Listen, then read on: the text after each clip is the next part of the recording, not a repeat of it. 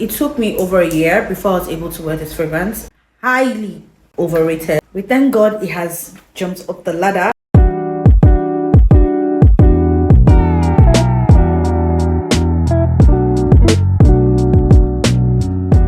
What's up guys, welcome back to my channel. Hi, my name is Uzo, and if this is your first time stopping by, you're most definitely welcome. It's 2025. Happy New Year guys. Here's wishing you the best that 2025 has to offer. Also, here's to working hard in 2025, doing things out of our comfort zone. Yes, pushing ourselves harder to achieve the things we really want to achieve. Yes girl. But yeah, welcome to 2025.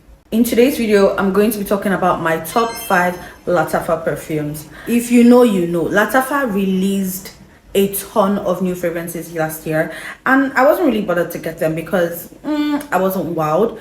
So I stuck with what I had, and I added a few, not gonna lie, I added a few. But today we're going to be talking about my top 5 Lattafa perfumes as at 2024. Some of these are actually old releases, some recent releases, but yeah, these are my top 5 Lattafa fragrances in my collection that I love. So without further ado, let's get right into the video. Coming in at number 5, we have Khamrah. This was the best fragrance of 2023 on Fragrantica, but it really wasn't my favorite, honestly. It's a spicy vanilla fragrance, and it's actually really spicy. This is not a safe blind buy for those who are wondering. I had this perfume I think in 2021, and it took me over a year before I was able to wear this fragrance. It was just too spicy and I couldn't get past that. But fast forward 1 year later, I could actually stand the perfume, and the dry down made it worth it for me. The performance of this is good. It also projects well enough, and the sillage, if you're wearing this and you get into a room, they're gonna know that someone has entered the room wearing Khamrah. It's also it projects really well, so I could be standing here or sitting here and someone will smell it like 5 feet away. It fills the room. That's how good this perfume is. So it's a good one, but necessarily not, it's not a great one for me. Yeah, because I've actually found an alternative that I prefer to Khamrah, but it's still a really good perfume. So yeah, it's still on my list. Contrary to what so many people might think, my number 4 is Eclaire. This perfume, in my opinion, was highly overrated. This is a milky perfume. However, there's something about the opening that I just can't place. It gives me, I don't know whether to say medicinal, synthetic. There's just something about the opening that I hate. Like, this is a hate. It's not like I don't really like, I hate the opening of this perfume. And I'm just imagining what would Taskin, I think Cascade, I think that's the name of the other one that is similar to this, would smell like. But I do not like the opening of this. This is a milky fragrance with caramel and sugar in it, but I just can't place it. The opening is really icky for me. However, it's a good fragrance. It lasts long, and it does so well when you layer it with other perfumes. It's supposed to be a really great dupe for Bianco Latte, but the way this smells, I'm not so eager to smell Bianco Latte, because I'm like, okay, milk, sugar, caramel, what else what else are you giving me? But I do not like the opening of this. I hate it actually, and that's why it's coming in at number 4. And number 3, we have Teriaq. This perfume sort of broke the internet, from the way the bottle is with the snake emblem to the perfumer that made this perfume. It caused a bit of a stir in the perfume industry. This one was a bit tricky for me. When I smelled it, I was a bit confused, because I was like, why am I just getting burnt sugar? And when I mean burnt sugar, like burnt sugar, that was all I was getting from this. I also got almonds, and it wasn't merging, it wasn't adding up to me. but as soon as I let this macerate, I was able to get the caramel.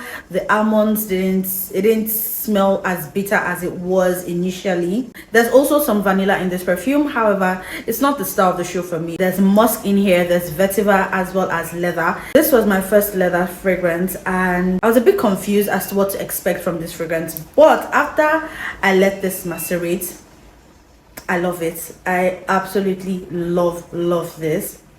Before maceration, this was going to be my number 5 perfume, but we thank God it has jumped up the ladder. There's also some florals in here, but it's kind of like really in the background for me. The main star of the show is the caramel, the leather, the vetiver, and the musk.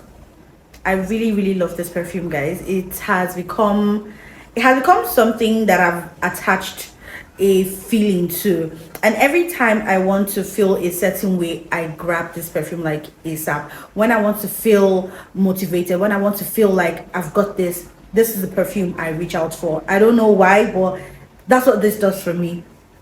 We're down to the top 2, and let me just tell you, my number 1 Lattafa perfume for 2023 has been demoted to number 2. If you know me, you know how much I love this perfume. It was the first perfume that I got that was love at first sniff. It was the perfume that made me want to get into perfumes. It was the perfume that made me understand fragrances. I really love this perfume, and it is my great honor to present to you my number 2 perfume on the list, Nebras. This is supposed to be inspired by Billie Eilish's perfume, and guys, oh, this perfume is beautiful. I love it. It has vanilla, it has cacao, it has red berries, it also has sugar. That's what's giving it that really sweet smell. And this is how sugar is meant to be done, not like in Teriaq that was burnt. I don't know why, but the sugar in Teriaq is definitely not the sugar in Nebras. This is such a beautiful scent. I'm definitely going to repurchase this as soon as I run out of this one, but it really holds a place in my heart. It's a perfume I would always want to have in my collection. This perfume genuinely makes me happy. I love how I feel when I wear it. It's just my feel-good perfume. I absolutely love it, and I would not trade it for anything. And the number 1 spot goes to, drumroll please, Angham. This perfume was released last year and it had everyone in a chokehold. It's supposed to be inspired by Burberry Goddess, and according to Fragrantica, Burberry Goddess was the number 1 female fragrance of the year, so that says a lot. So Angham is a vanilla floral based perfume. The florals you have here are jasmine and lavender, but they're very done well.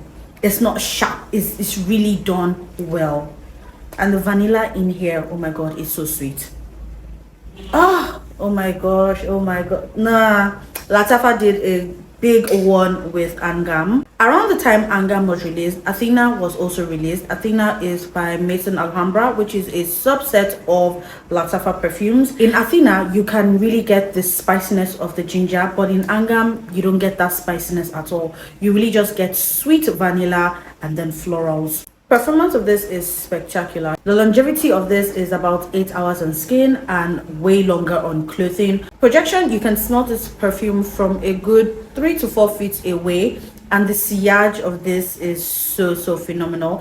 Whenever I spray this, everybody knows that I have sprayed. It's like I can step out and an hour later they know that I have sprayed this perfume. So anytime someone tries to steal this perfume from my room, I know, because that smell lingers, baby. It lingers far out. It lingers. Honestly, this was a perfume done well. I've even heard that in comparison to the Burberry Goddess, this is a much softer and smoother perfume. And oh my god, this is so good. If you haven't got your hands on this, I highly recommend it. I highly recommend you get a sample. If there's any perfume I recommend to anybody, it's definitely this one. I hate that it is always sold out here in Nigeria, but it is such a good perfume. So that's it for my top 5 Lattafa perfumes. Lattafa released a couple of new fragrances last year, and I really didn't get any of them because I wasn't really wowed. But after looking through reviews and looking through the notes, I have penned down a couple that I want to get for myself this year. So last year I gave out a lot of perfumes, and I'm trying to build my collection again, but I want to do it intentionally and not just buying any random perfume. So there are a couple of these new releases that I have penned down that I want to get for myself after sampling. But yeah, that's it for my top 5 Lattafa fragrances for 2024. Let me know in the comment section, is any of these perfumes in your top 5? And if none of this is in your top 5, let me know your top 3 Lattafa perfumes at the moment. So if you guys enjoyed this video, leave a comment, give it a thumbs up, and do subscribe if you like to see more content like this. I'm trying to get to 1,000 subscribers, and I would really appreciate it if you hit the subscribe button. But that's it for today, and I'll see you guys in the next video. Bye.